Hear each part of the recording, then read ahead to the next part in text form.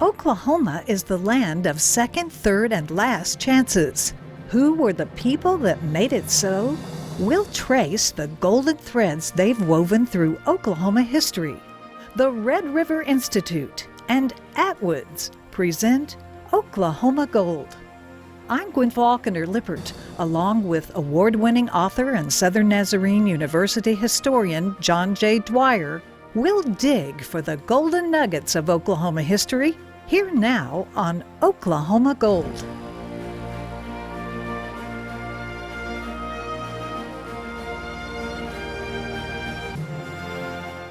John J. Dwyer, what is this story?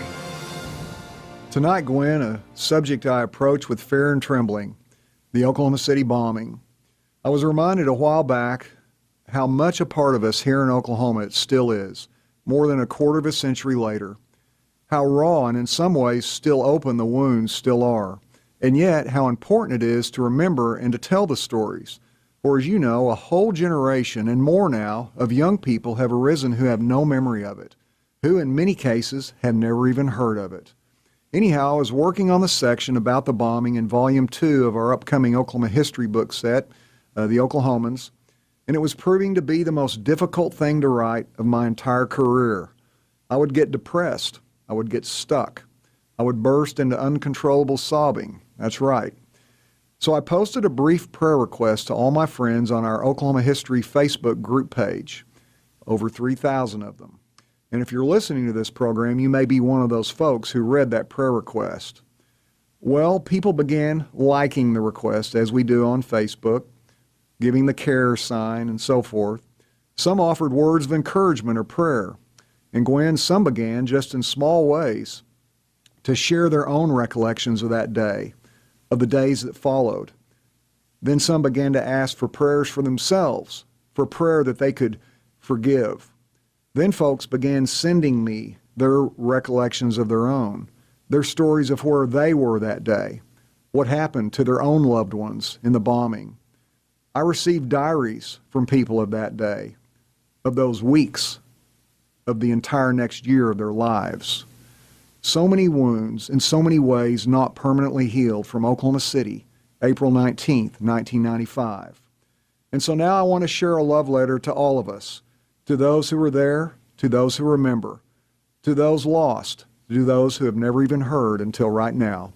I want to share about a silver lining that emerged from the overwhelming tragedy of the Oklahoma City bombing, the stirring response to it by the grief-stricken center state. At the time of the bombing, multitudes of people across America and beyond, and even within Oklahoma itself, still viewed us through John Steinbeck's brilliant but flawed Grapes of Wrath quill. What the world now saw on the screens of its televisions and computers and in the pages of its newspapers and magazines was a remarkable and singular witness of a city and a state. Whether it be the complete cessation of crime in Oklahoma City for a period of time, or the innumerable accounts of fortitude, sacrifice, and even heroism, or the widely acknowledged season of spiritual repentance and religious revival that ensued, Oklahoma rose up from the ashes of sorrow and destruction and wrote its name on the scroll of history as high as it has ever been written.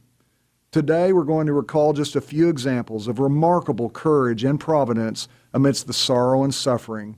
And I want to give many thanks to my dear friend and your colleague, Robin Jones, General Manager of Oklahoma City Christian radio stations KQCV and KNTL at the time of the bombing, and her inspiring book, Where Was God at 9:02 a.m., published by Thomas Nelson, from which some of these accounts came. First, Mickey Moroney. Larger than life in every way, Mickey was a strapping 6'4" Texan who played defensive end on the Arkansas Razorbacks' 1964 National Championship football team. In his quarter century as a Secret Service agent, he protected 7 U.S. presidents.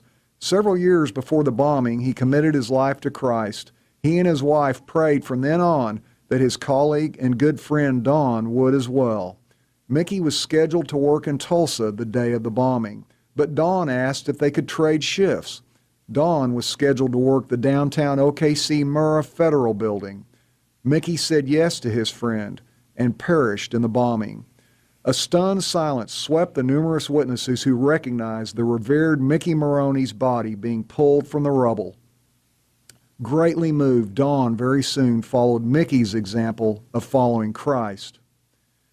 Then, as she did every day, Tilly Westbury straightened the tie of Bob, her husband of 36 years, and told him she loved him.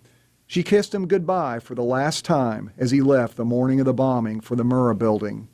He served there as the Defense Department's supervising agent in charge. Bob's office stood 30 feet from the Ryder truck blast. Tilly mourned the love of her life, but had no regrets. Her advice to all of us: tell your family and friends you love them, she said. Do not let a day pass without doing so. Never part from anyone's company without expressing your love. And that's the end of Tilly's quote. And Gwin, it occurs to me just now to ask ourselves, to ask any of you listening to this program right now, whether on the radio, online, or by podcast, is there someone in your life that if you were never to see them again, though you expect to, maybe you expect to see them when you get home today, after they return from a run to the store, when they get out of the hospital, the COVID ward, when you get home from a business trip, when they get back from the game where they were cheering, or perhaps the game they were playing? Is there someone you would wish for the rest of your life you'd held or hugged, you'd told them you loved them one last time? Someone you wish you could look in the eye and say, I'm sorry, I didn't mean what I said. I wished I had done what I promised you I would do. Maybe there's someone you've been ignoring or putting off seeing, someone you know in your heart wants to see you, someone that you would agonize for a very long time if you waited too long and never saw them again. Well, I expect that many more of those we lost in the Oklahoma City bombing would agree with Tilly Westbury. See them today.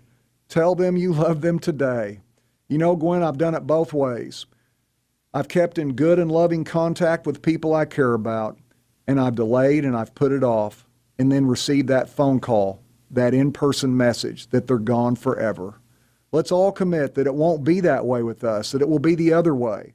If we lose them, it'll hurt, but we'll know that we were caught up with them, that they knew we cared, that we had already said what we would want to say after they're gone. These are the sorts of things that the bombing still nudges me or even pokes me hard to think about and to learn from.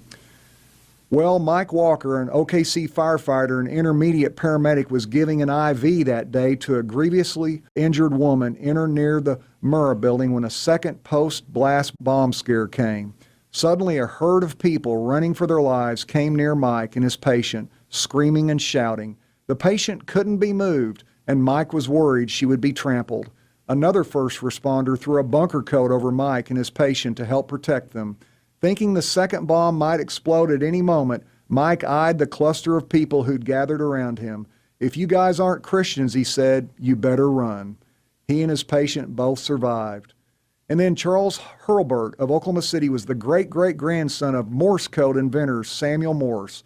Devout members of Metropolitan Baptist Church in OKC, Hurlburt and his wife, Jean, were killed by the bombing while in Murrah's Social Security office. Another seriously injured bombing victim, meanwhile, lay immobilized under debris elsewhere in the building and began tapping a Morse code signal for help. Rescue workers heard the unseen person, found them, and they survived. The Golden Nugget when we return. This is Oklahoma Gold.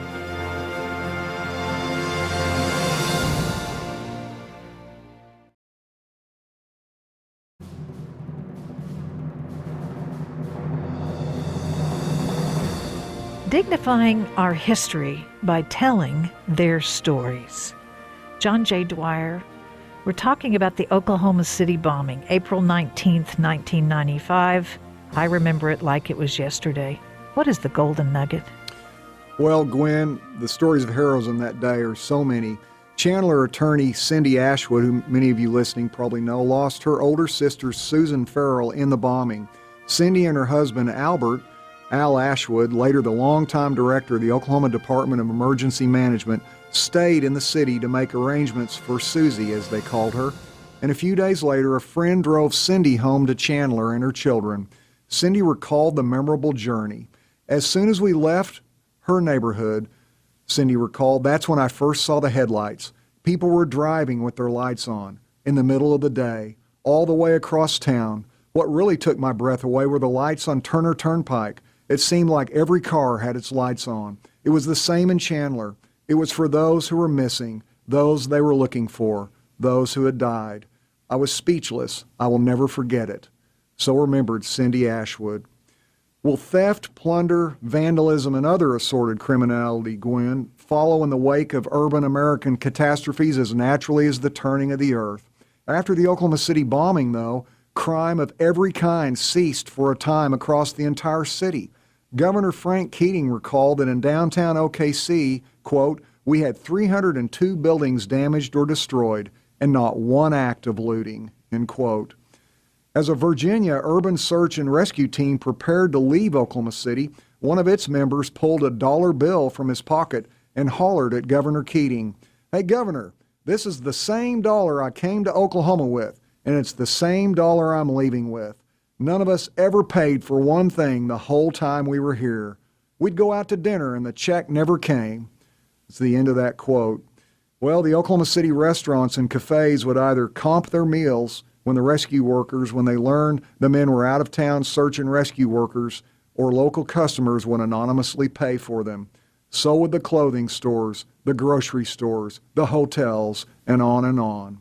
Well, 28-year-old Allegiance Credit Union teller Amy Downs, now Amy Head, fell 3 stories in the bombing and lay bleeding under rubble for 6 hours, one leg nearly torn off. This one woman was screaming right in my ear, she recalled, saying, "Jesus, help me." Then I realized it was my own voice. I thought about my life and realized I had huge regrets, and all of a sudden my life is over. I began to beg God, I promise I will live my life different if I can just have a second chance. There, then, in the dark, the words to "I Love You," a song we used to sing in church growing up, came into my mind. I actually began singing. I felt this incredible peace I can't describe.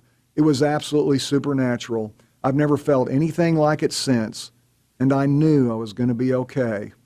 I didn't know if I was going to make it out alive, but I knew I was going to be okay. And that's the end of Amy Downs Head's quote. Well, she was one of the final survivors rescued, but she recalled further, and I quote, "It took quite a few years just to work through the pain of losing so many of my friends and the survivor guilt. Now it's been decades since the bombing, and everything in my life has changed. I went from being the teller in the credit union where I worked to being the CEO. I went from being 355 pounds to being an Iron Man. I went from being unhappy and divorced to being extremely happy and in love.